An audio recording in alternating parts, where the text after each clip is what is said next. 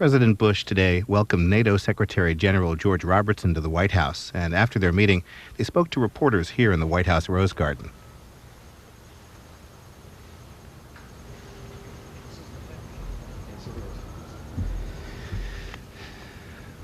Lord Robertson, thank you very much for coming. I appreciate your friendship, and I appreciate the consultations we just had. I want to welcome Nick Burns, our ambassador to NATO, and of course Secretary of State Colin Powell as well.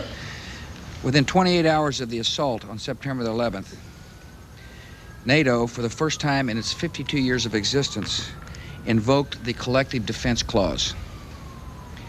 It didn't take long for our friends to respond. A lot of that had to do with the leadership of Lord Robertson. This was an act of great friendship in a time of great need, and our country will never forget. Today, NATO nations are acting together in a broad campaign against terror. Britain is side by side with us in Afghanistan. The nations of NATO are sharing intelligence, coordinating law enforcement, and cracking down on the financing of terrorist organizations. Some NATO members will provide logistics support to military operations, and others have offered to fight if we deem necessary. And right now, in an unprecedented display of friendship, NATO air surveillance aircraft are on their way to the United States to help keep our country safe. Lord Robertson, I want to thank you for that as well, and so do the American people. This has never happened before, that NATO has come to help defend our country. But it happened in this time of need, and for that we're grateful. Together, we're building a very strong coalition against terror. And NATO is the cornerstone of that coalition. But I want to remind my fellow citizens the coalition goes way beyond NATO. Russia is sharing intelligence and offering strong diplomatic support. The Organization of American States invoked the Collective Defense Clause of the Rio Treaty. Japan and Korea are offering logistical and other support. I had a great conversation with Jiang Zemin of China about his desire to join us in fighting terrorist activities. Military forces from Australia and New Zealand are standing by to assist in combat roles if needed. In Africa, the Organization of African Unity has moved quickly and strongly to condemn the attacks, and many are offering basic services such as overflight and the sharing of intelligence. In the Middle East, many nations, including Jordan, Egypt, and Saudi Arabia, are offering law enforcement, intelligence, and other cooperation. In short, many nations understand what NATO expressed, that an attack on us is really an attack on legitimate governments and on freedom. I want to welcome again our friend to the Rose Garden.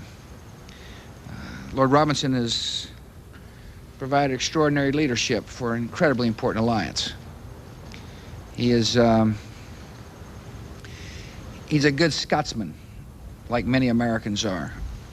He could have been a Texan, it seems like to me, because he is courageous, open, forthright, and not afraid to take a stand and to do what's right for freedom.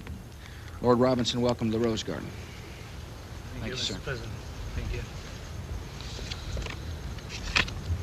Mr. President, thank you for these kind and generous words, and I'll take them back to the headquarters of the North Atlantic Treaty Organization, because that is the organization that you're part of, we're part of, and which has stood in solidarity over all of these years. I want to pay a tribute to your leadership during this difficult time, for your country, this difficult time, for the world as well. We stand shoulder to shoulder in a new kind of struggle, and a struggle that we have to win.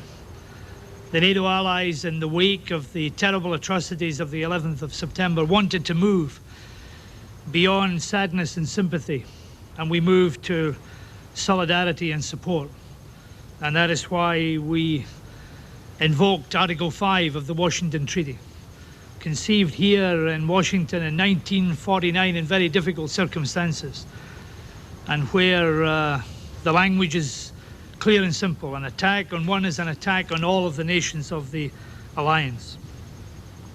And NATO still represents the biggest permanent coalition on this planet. 19 nations in the alliance, 27 nations in addition in the Partnership for Peace and part of the Euro-Atlantic Partnership Council. And NATO is providing now, as you said, serious and strong practical support to the United States in the US-led coalition operations that are going on in the world today. A unique contribution, political cohesion through Article 5, real capabilities like the AWACS aircraft that will be flying over continental United States by Friday of this week, the tying in of the partners in the partnership, military interoperability that worked so well for the coalition in the Gulf War, and a new look at the adaptation of forces so that we're ready to deal with the threats of the future just as we were able to deal with the enemies of the past. So the alliance will continue to combine the best of America and Europe at this difficult and troubled times. These terrorists are not 10 feet tall. They are not insuperable. They are not unvanquishable, but we are. And we can win, and we certainly will win. And I'm very, very proud that NATO and the 19 nations of the alliance are at the heart of a global coalition against the most evil criminals of our age. I'm very proud, Mr. President, that you thought fit to describe me as a candidate for being a Texan. Given my background, I know that you've been in Scotland before, and I haven't been in Texas.